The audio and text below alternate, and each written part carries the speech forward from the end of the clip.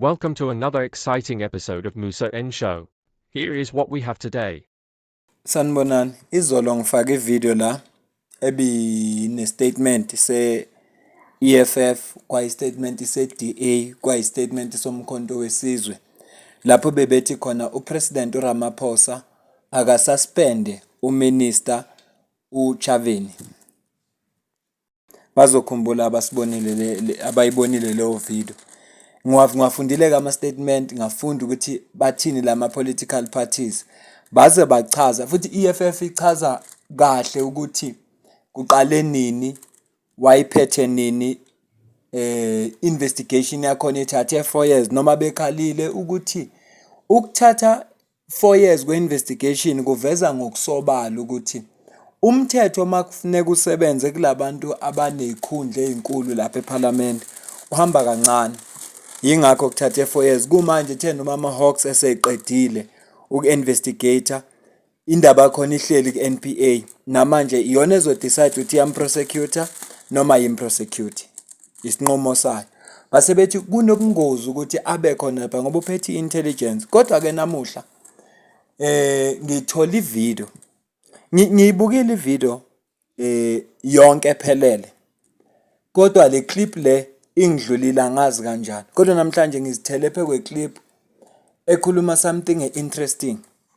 Ngo-2027 i-ANC kuzofuneka ukuthi ikhethe ozoba upresident olandelayo we-ANC uma iwinile kusobe seba upresident wezwe. Mayiwinile ngo-2029.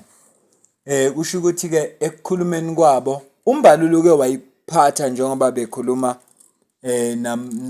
nabezindaba kodwa wathi cha okwamanje akeze ukukhuluma ngo-2027 ngoba isikhathi sisekhona indaba ka-2027 izokhulunywa ngo-2027.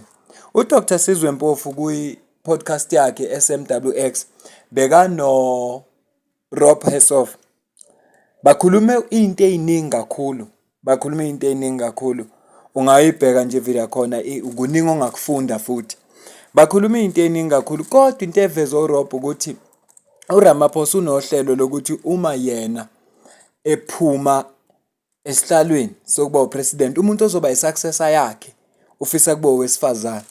Naye ke la iqala ukuba interesting khona le ndaba ukuthi uRamaphosa ufisa ukuthi yena mayephuma step down as upresident we-ANC umuntu ozongena abe isuccessor yakhe kuba owesifazane.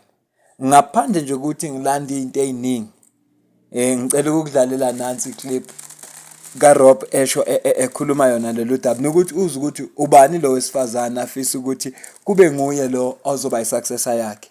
Is the ANC elective conference. It's going to be a big year here. Now, I believe that Cyril can stand again. He can.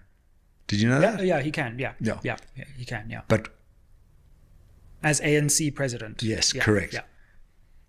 But he doesn't want Paul Mashatile, Lessufi, and I think it was Ronald Lamola who was in the running in those days. He wants to have a female replace him as president, and he has 2 ladies in mind. Wow. And I don't know their names yet, but I'm going to find out. My goodness. I think something tells me Kumbudzo and Javeni is one of them because she's in Probably, the presidency. yes. Probably. That's a very good guess. I'm hearing an increasingly powerful figure as well because she runs intelligence as well. So that, and she was a big part of his campaign. Yeah. So if I were to guess, that would be one of the names. Wow. So the succession planning is well underway. Yeah. Ngiyethemba uyazizwela ukuthi iplan yakhe ithi umuntu ozoba isuccessor yakhe uKhumbuzo Chaveni noma ilo munye usisi angisengimkhohle ukuthi ubani. Phakathi kwalabo ababili omunye wabo. Yingakho ke kanti iFF ikuvezile izolo ukuthi kuyicampaign yeCR17 uyena owaye phambili uChaveni ukusiza uRamaphosa ukuze iCR17 ibe impumelelo ngesikhathi befuna ama-funds. Ikubekeke iEFF yathi yingakho kuzoba nzima ukuthi uRamaphosa amsuspend.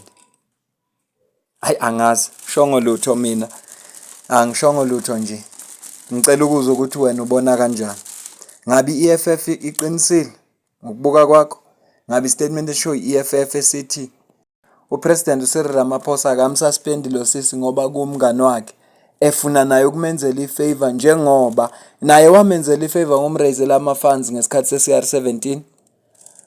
Asazi ke, cela ukuza umbono wakho comment section. Uzwele nawe ushilo umlungu wathi iplan ukuthi oyisuccessor kaCyril Ramaphosa kube owesifazane. Interesting ukuze ukuthi owesifazane uye lo. Ngokohlelo le-ANC kufanele umuntu a-prosecute a-charge. Then mayisechargiwe ngomuntu mayichargiwe vele enkantolo ilapho ke bese bona bekwazi ukuthi bamsuspend emsebenzini. Nakho lokho ngiyakusola mina ukuthi hayi balinde ukuthi a-charge bese bemsuspenda. Kodwa ukhona omunye othe hayi ngano Ace Magashule wasuspend engaka-charge. Asazi ke, asazi. Mhlawumbe kuya count ukuthi ubani wazana nobani.